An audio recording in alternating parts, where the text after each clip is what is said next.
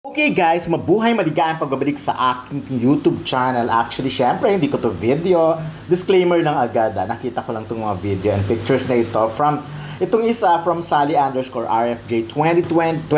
Pero nakakaloka naman kasi, di ba? Simula na nga ng shooting nila sa Canada. At ito talaga yung literal na kahit saan mang sulok ng mundo ka pumunta o sila pumunta, talagang malulocate sila. Nakita nyo naman yung ganyan karaming tao, nakakaloka siguro, no? For halimbawa lang, kung ikaw nasa community ka, tapos ganyan karaming tao, magugulat ka rin. Isipin mo talagang may mga Hollywood stars, mga Hollywood celebrity na nagpunta doon, na nag-shooting sa kanila, kaya dumagsa ang maraming tao. And why not naman? Talaga namang worldwide ang kasikatan nila Catherine Bernardo and Alden Richards. Ako, natutuwa ako dito na very cooperative talaga yung mga fans to the point na tahimik sila pag nire-request na quiet lang sila, tahimik sila. Pero syempre may mga lumulusot-lusot pa rin ganyan, no? Yung may mga nakakalapit. At bongga naman, natutuwa ako for Direk Cathy. Kasi binibigyan niya rin ng chance yung mga fans na, of course, hindi kasi alam naman natin ang buhay ng mga Pinoy sa abroad, diba? Especially yung mga ganyan. So, why not? Yung simpleng kaligayahan naman ng mga ganyan, maibigay na rin. So, ako natutuwa ako for that, yung ganyan na binibigyan sila ng chance para hindi naman nasira yung, kumbaga, para hindi naman na sayang yung pagod nila. Anyways, sila naman talaga ang magsusupport din sa pelikula. Pero nakakaloka, no? Shooting pa lang ganyan nakadaming tao at hindi yan sa Pilipinas.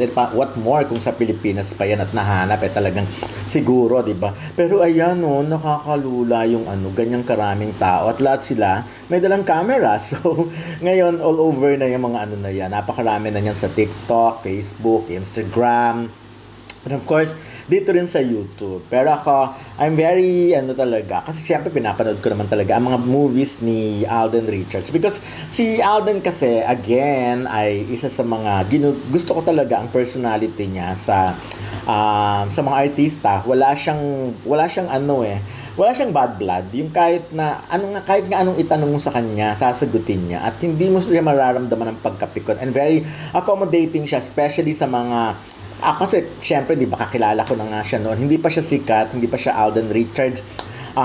Nag-attend na siya ng birthday party namin, ni Junardo sa Imperial. Yung ganun naman yung pinagsamaan. And of course, before, mas madalas ko siyang nai-interview. So, ngayon, syempre, medyo limited pag press ko na lang. E noon kasi, usong-uso yung mga press visit. Merong shooting or taping lalo.